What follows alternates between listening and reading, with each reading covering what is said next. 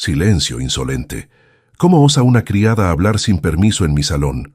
La voz del conde Rodrigo de Mendoza retumbó en el gran salón del Palacio de Burgos como un trueno, cortando el murmullo de los invitados con la misma violencia con que se rompe el cristal. Sus palabras cayeron como látigos sobre el silencio expectante, y de inmediato las carcajadas de la nobleza española estallaron como explosiones de pólvora. «¡Silencio, insolente!», repitió el conde, erguido frente a la chimenea monumental, con una copa de vino tinto en la mano y una sonrisa de desprecio pintada en el rostro. El eco de esas risas rebotaba contra los vitrales dorados que filtraban la luz de la tarde, como pequeños soles suspendidos contra las paredes de piedra antigua decoradas con tapices de terciopelo carmesí, contra el suelo de mármol que vibraba bajo los tacones de las damas y los zapatos lustrados de los caballeros. El aroma de perfumes franceses se mezclaba con el olor a leña quemada y vino añejo, creando una atmósfera de opulencia que sofocaba como el peso de siglos de poder acumulado. Allí, entre bandejas de cristal y sombras discretas, estaba ella. Inés Navarro, con su uniforme gris oscuro y delantal blanco, contenía el temblor en sus manos, mientras la multitud la señalaba como si fuese un espectáculo de feria. Sus ojos oscuros, enrojecidos por lágrimas que se negaba a derramar, se fijaban en el retrato antiguo sobre la chimenea. Dos niños rubios, uno de ellos con una cicatriz visible en la ceja. Pero lo que nadie en ese salón imaginaba era que aquella criada guardaba un secreto que estaba a punto de desmoronar los cimientos de la familia más poderosa de Castilla. Todos esperaban verla retractarse, huir avergonzada, arrastrarse pidiendo perdón. ¿Cuántos de nosotros hemos estado en esa posición, señalados por quienes se creen superiores? Nadie imaginaba que esa noche, en ese mismo salón donde la nobleza española celebraba su propio poder, el destino iba a tejer un giro que callaría hasta la última de esas risas crueles. Los vitrales dorados del gran salón del Palacio de Burgos brillaban como joyas suspendidas en las ventanas góticas, derramando luz ambarina sobre los invitados de traje impecable y vestidos de seda bordada que reían con copas de vino en la mano. La música de un cuarteto de cuerda flotaba en el aire, elegante, medida, como si cada nota se inclinara reverente ante la aristocracia reunida. Acompáñanos en esta historia donde lo invisible se volverá inolvidable. El lujo no era discreto, era una declaración de poder. Candelabros de plata maciza, mesas cubiertas con manteles de encaje flamenco, bandejas repletas de jamón ibérico, quesos curados y frutas confitadas que nadie tocaba porque estaban allí solo para demostrar abundancia. En medio de aquel esplendor él dominaba el espacio. El conde Rodrigo de Mendoza, heredero de una fortuna que se remontaba a la Reconquista, caminaba con la seguridad de quien nunca había conocido la palabra no. Su frac negro con bordados de hilo de oro, el chaleco de seda azul marino y esa media sonrisa de suficiencia lo volvían el centro inevitable de todas las miradas. A sus 50 años, el conde seguía siendo el hombre más temido y respetado de Castilla. Lo que Rodrigo de Mendoza no sabía era que el poder que había construido durante décadas estaba a punto de enfrentarse a algo más fuerte que cualquier título nobiliario: la verdad.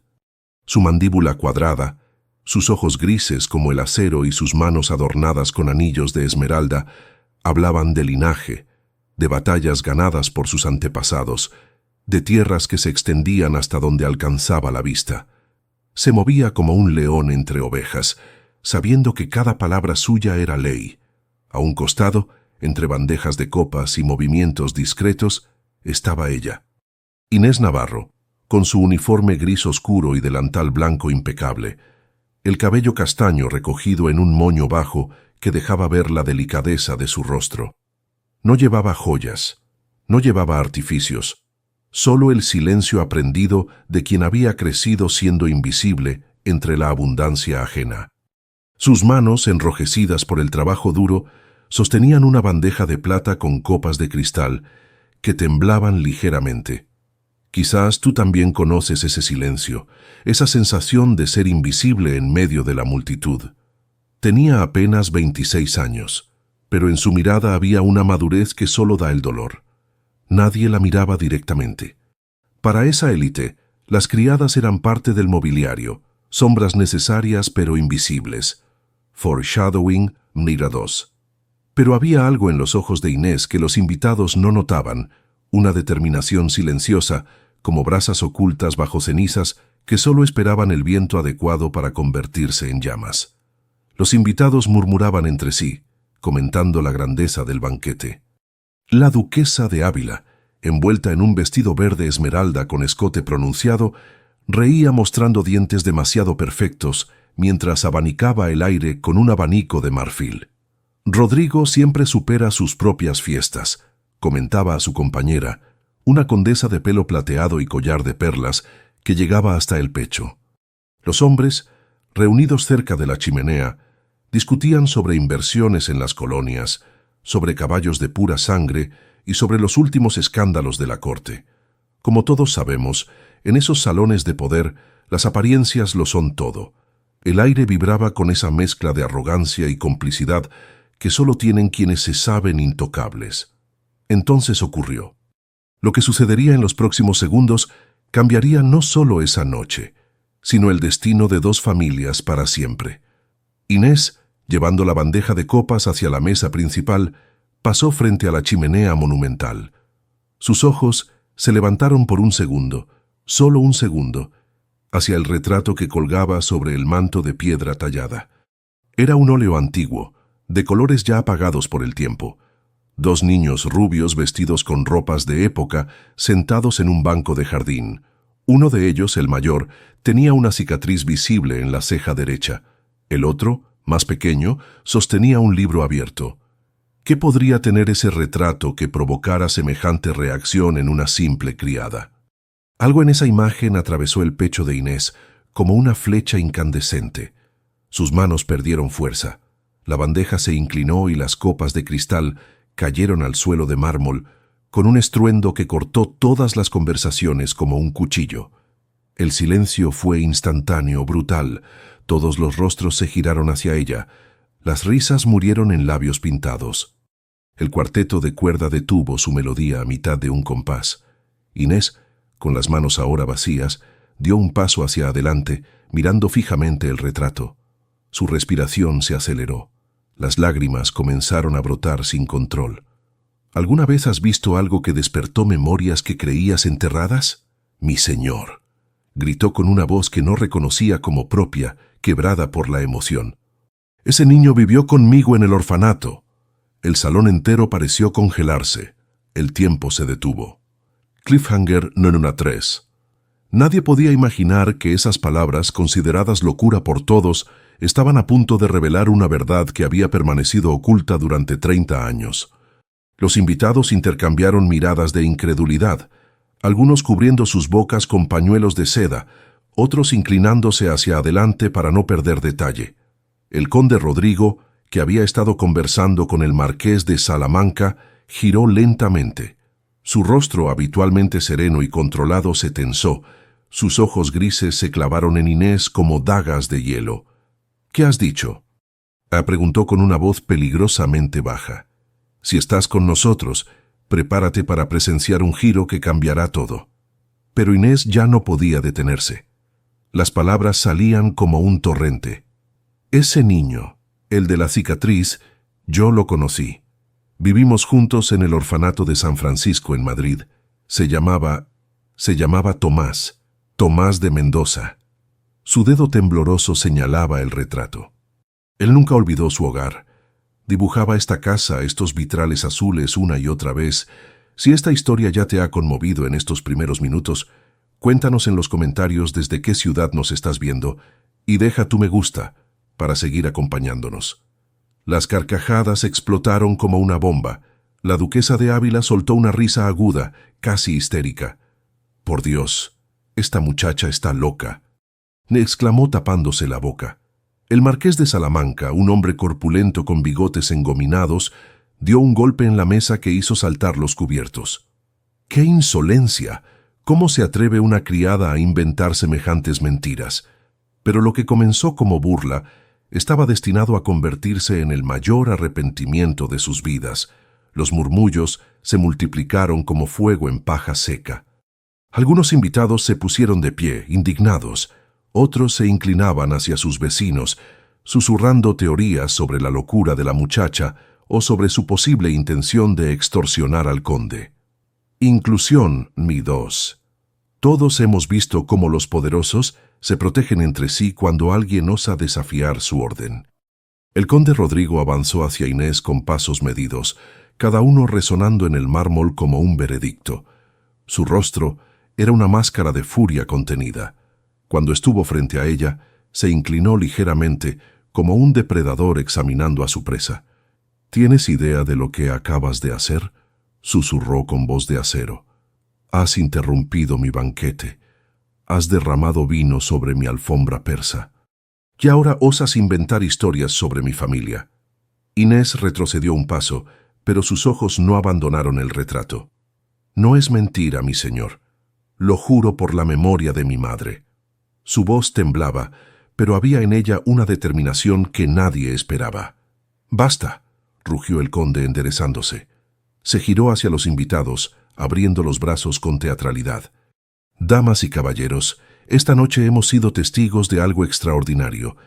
Una simple criada cree poder inventar lazos con la familia Mendoza».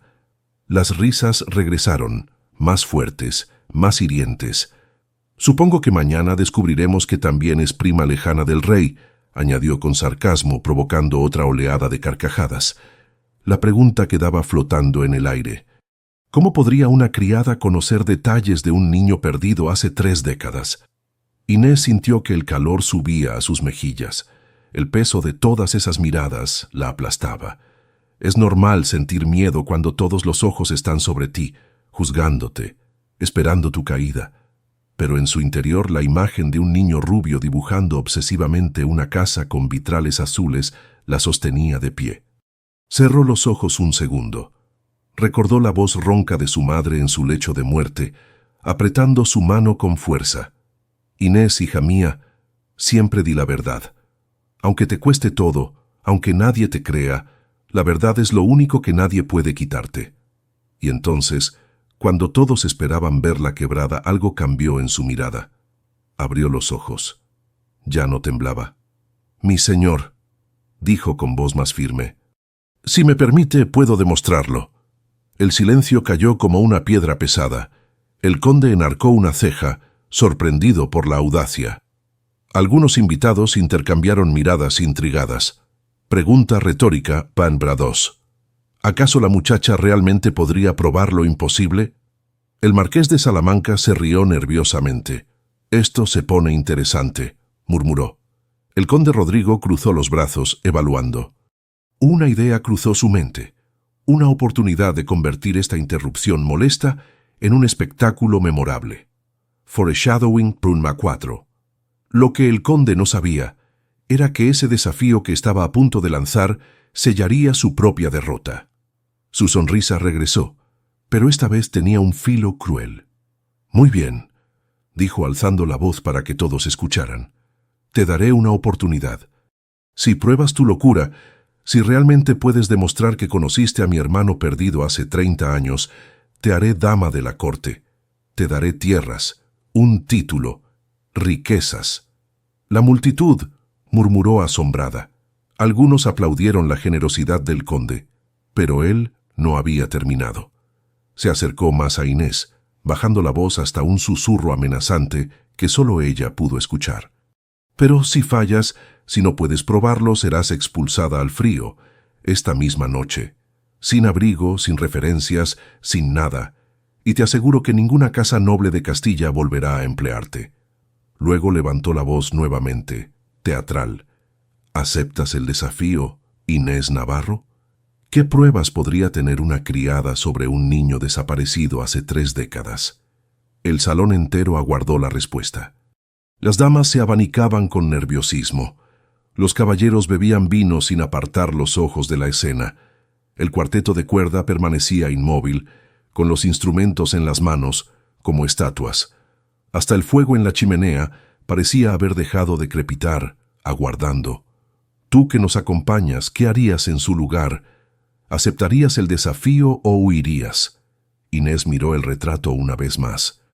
Los ojos del niño con la cicatriz parecían mirarla a través del tiempo, rogándole que no se rindiera. Pensó en Tomás, en sus dibujos obsesivos, en las noches que lloraba llamando a su hermano mayor. Pensó en su propia madre, que le había enseñado que la verdad siempre encuentra su camino. Respiró hondo. Acepto. El murmullo se convirtió en un rugido de expectación. Cliffhanger, primera 5. Lo que nadie en ese salón podía imaginar era que las próximas palabras de Inés desarmarían pieza por pieza la arrogancia del conde. El conde sonrió con satisfacción. «Excelente. Entonces, adelante, demuéstralo». Extendió la mano hacia el retrato con un gesto grandilocuente. «Cuéntanos todo sobre ese niño que, según tú, vivió en un orfanato». Su tono era de burla, pero debajo había algo más, una tensión que no estaba ahí antes. Inés dio un paso adelante. Sus manos ya no temblaban. Era como si la decisión de aceptar el desafío hubiera encendido algo en su interior, una fuerza que había estado dormida durante años. Juntos vamos a presenciar cómo la verdad comienza a salir a la luz. Miró directamente al conde. Tomás de Mendoza llegó al orfanato de San Francisco en Madrid en el invierno de 1823. Comenzó con voz clara. Tenía apenas 6 años. Cada palabra que Inés pronunciaba era una grieta más en el muro de certezas del conde. Lo encontraron vagando en las calles después de un asalto a una carroza. Estaba herido, desorientado, pero se negaba a hablar. Durante semanas no dijo una palabra. El salón estaba en absoluto silencio. Algunos invitados se inclinaron hacia adelante. El conde Rodrigo, de pie junto a la chimenea, apretó los labios. Su rostro había perdido parte de su color. «¿Y qué más?», preguntó con voz controlada, pero todos notaron el cambio. La burla había desaparecido. Ahora había algo más: miedo. Inés no reveló todo de una vez. Primero, el detalle más visible. Tomás tenía una cicatriz en la ceja derecha, no una cicatriz cualquiera. Hizo una pausa dramática. Varios invitados contuvieron la respiración. Tenía la forma de una media luna, como si hubiera sido cortada con algo filoso, señaló el retrato. La misma cicatriz que tiene ese niño en el cuadro. ¿Cómo podría una simple criada conocer un detalle tan específico que apenas se notaba en el retrato? Varios invitados se levantaron para acercarse al retrato y confirmar. Efectivamente, ahí estaba. Una pequeña cicatriz en forma de media luna sobre la ceja derecha del niño mayor. Algunos murmuraron entre sí. «Es verdad», susurró la condesa de pelo plateado. «Yo nunca me había fijado en ese detalle». La primera prueba estaba ahí, pero ¿sería suficiente? ¿O habría más secretos que solo Tomás podría haber compartido? El conde Rodrigo sintió que el suelo bajo sus pies comenzaba a temblar. Su mano derecha se cerró en un puño involuntario. «Cualquiera pudo ver ese retrato», dijo con voz tensa buscando una salida. «Eso no prueba nada». Inés asintió lentamente. «Tiene razón, mi señor. Por eso voy a contarles algo que nadie más que Tomás y su familia más cercana podrían saber. Quizás alguna vez has guardado un secreto que solo tú y alguien especial conocían». El silencio se volvió más denso. Inés continuó, midiendo cada palabra. «Tomás tenía un lunar oscuro justo debajo de la clavícula izquierda. Lo recuerdo porque en el orfanato nos bañábamos juntos cuando éramos pequeños». Hizo otra pausa, dejando que el peso de sus palabras se asentara. Ese lunar tenía forma de lágrima. El conde Rodrigo dio un paso atrás involuntariamente. Su mano derecha se levantó y, casi sin darse cuenta, tocó su propio pecho, justo debajo de la clavícula izquierda. El gesto fue breve, apenas un segundo, pero varios invitados lo notaron. Ese gesto inconsciente del conde era la confirmación que nadie esperaba. La duquesa de Ávila dejó de abanicarse. El marqués de Salamanca bajó su copa lentamente. Los murmullos comenzaron a cambiar de tono. Ya no eran de burla, sino de asombro creciente. «Continúa», murmuró el conde con voz apenas audible. Sus ojos ya no eran de acero. Ahora brillaban con algo parecido a la esperanza mezclada con el miedo. Todos hemos sentido alguna vez ese momento en que la verdad que habíamos enterrado vuelve a la superficie. Inés, sintiendo que la balanza del poder comenzaba a inclinarse, respiró profundo antes de continuar. Tomás dibujaba obsesivamente, dijo, y ahora sus ojos brillaban con lágrimas, pero no de vergüenza, sino de emoción. Dibujaba una mansión, siempre la misma, con vitrales azules en las ventanas. ¿Qué más recordaría Inés? ¿Qué otros secretos guardaba? Giró hacia las ventanas del salón, donde los vitrales azules reflejaban los últimos rayos del atardecer. Vitrales azules, como estos. Un murmullo colectivo recorrió el salón. Las piezas comenzaban a encajar. El silencio era tan denso que se podía escuchar el crepitar de las llamas en la chimenea. Y había más, continuó Inés, su voz ahora más fuerte, más segura. Dibujaba una chimenea enorme de piedra tallada y un jardín con rosales blancos. Sus lágrimas corrían libremente por su rostro.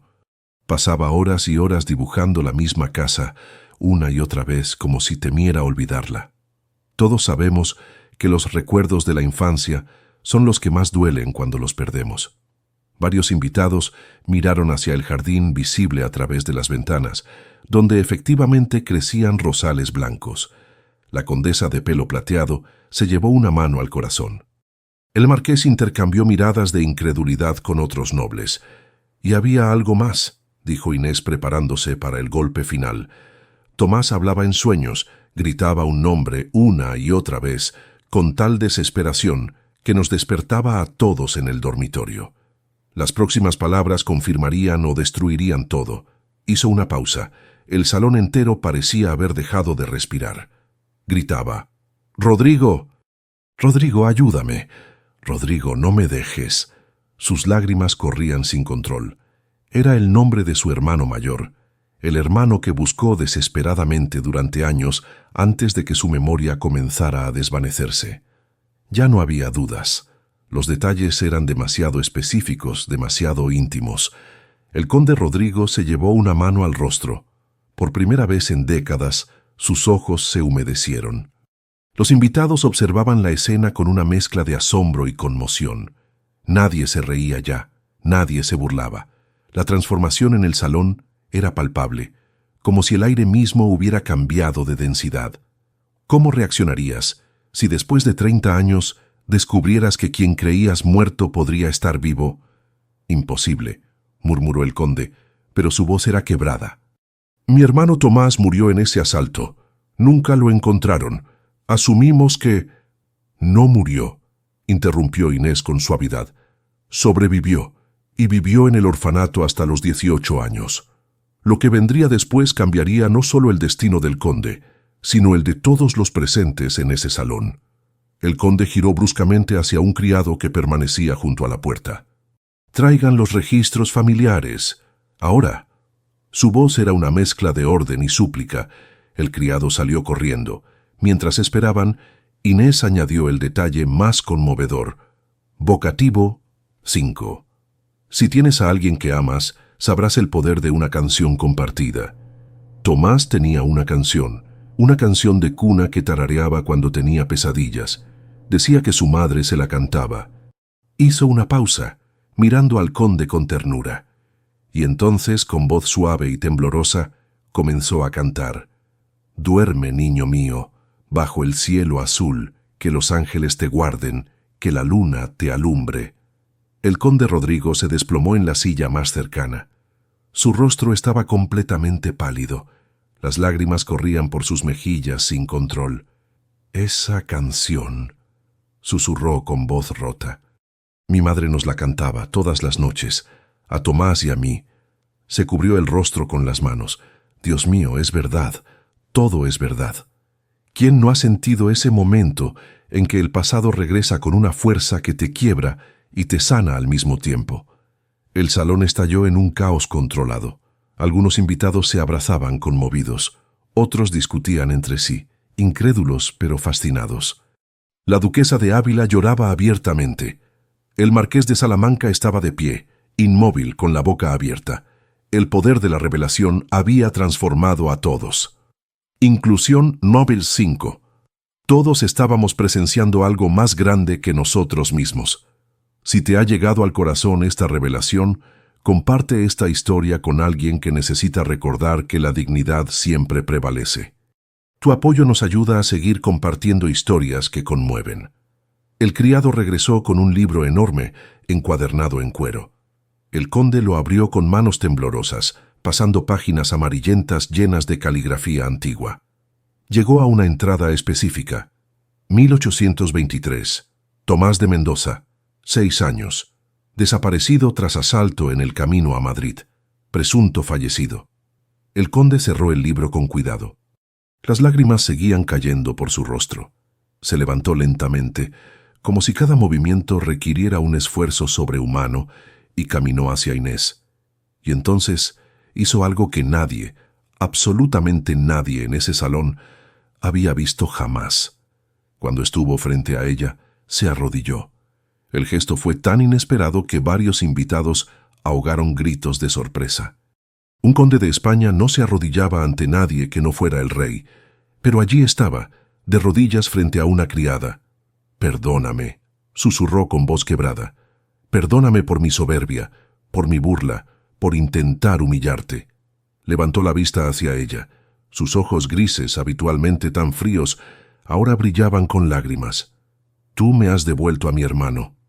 Después de 30 años de creer que estaba muerto, tú me has dado esperanza. Si alguna vez has perdonado a quien te lastimó, entiendes la fuerza que se necesita para ese momento». Inés, conmovida, extendió su mano y ayudó al conde a levantarse. «No busco su perdón, mi señor, solo busco que Tomás sepa que no está olvidado, que su familia lo busca, que hay alguien en este mundo que lo recuerda con amor». El conde asintió, limpiándose los ojos con el dorso de la mano. Se giró hacia los invitados. «Esta noche hemos sido testigos de un milagro. Esta mujer, a quien yo intenté humillar, me ha dado el regalo más grande que podría recibir». Su voz se quebraba con cada palabra. «Mañana mismo enviaré mensajeros a Sevilla. Rastrearemos a cada músico callejero, a cada hombre de esa edad, hasta que lo encontremos». Y así comenzó una búsqueda que cambiaría la historia de España. La búsqueda comenzó esa misma noche. Jinetes partieron hacia todas las direcciones.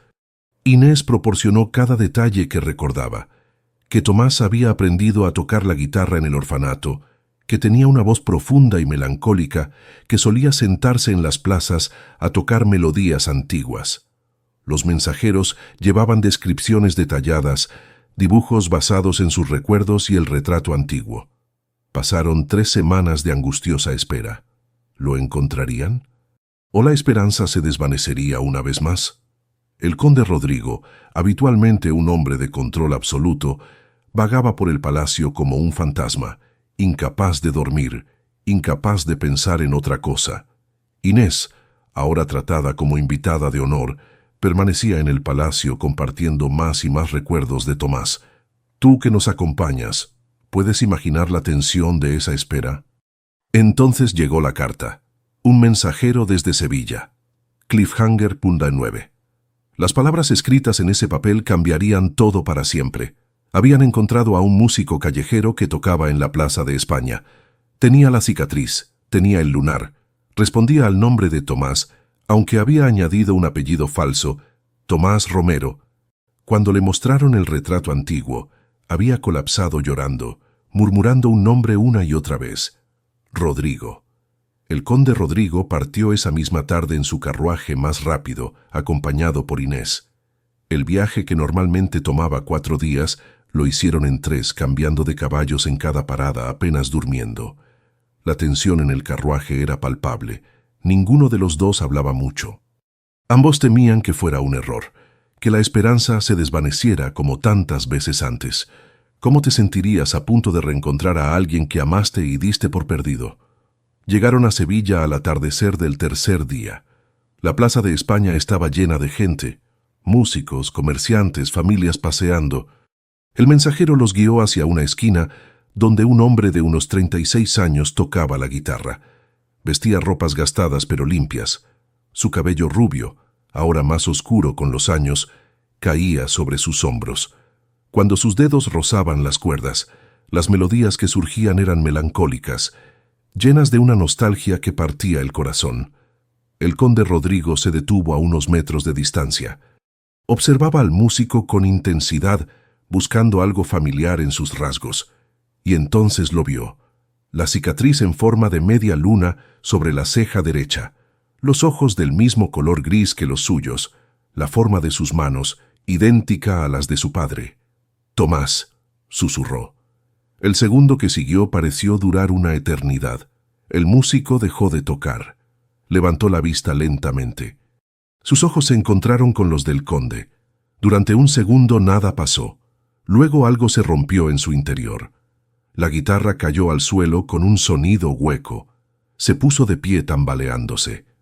«¿Rodrigo?», susurró con voz incrédula. «Hermano», respondió el conde, y su voz se quebró completamente. La búsqueda había terminado. El imposible se había vuelto real. Corrieron el uno hacia el otro. El abrazo fue violento, desesperado, lleno de 30 años de pérdida y dolor. Ambos lloraban abiertamente, sin vergüenza, sin control. La gente alrededor se detuvo a observar, conmovida por la escena. Algunos aplaudieron, otros lloraban con ellos. «Pensé que habías muerto», sollozaba Tomás contra el hombro de su hermano. «Pensé que me habías olvidado». «Nunca», respondió el conde apretándolo con fuerza. «Te busqué durante años, te di por muerto, pero nunca te olvidé. El amor verdadero nunca olvida, nunca abandona, incluso cuando todo parece perdido». Inés observaba desde unos pasos atrás, con las manos entrelazadas sobre el pecho. Las lágrimas corrían por su rostro, pero eran lágrimas de alegría pura. Había cumplido la promesa que le hizo a su madre moribunda, siempre decir la verdad, sin importar el costo. Y esa verdad había reunido a dos hermanos que el destino había separado. El regreso a Burgos fue triunfal. Tomás, ahora vestido con ropas dignas de su linaje, cabalgaba junto a su hermano. Inés los acompañaba, maravillada por el giro que había dado su vida. Cuando llegaron al palacio, toda la nobleza española estaba reunida. La noticia se había esparcido como fuego. El hermano perdido del conde Rodrigo había sido encontrado. El banquete esa noche fue diferente. No había burlas, no había crueldad, solo celebración genuina. El conde, con Tomás a su lado, levantó su copa. «Esta noche brindamos por la verdad, por el coraje de una mujer que se atrevió a gritar lo que todos consideraban locura. Por Inés Navarro, quien me devolvió lo más preciado que tenía, mi hermano». La ovación fue ensordecedora. Todos se pusieron de pie, aplaudiendo. Inclusión 6. Y en ese momento todos comprendimos que habíamos sido parte de algo más grande que cualquiera de nosotros. Inés, sentada ahora en la mesa principal, no podía creer lo que estaba viviendo.